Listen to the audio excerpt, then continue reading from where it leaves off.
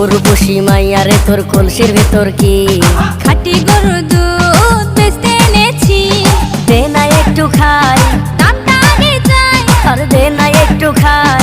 দামটা আগে চাই, তোদের মতো ভিড় খাওয়াদের চেনে রেখেছি। উর্বশী মাইয়ারে তোর কলসির ভেতর কি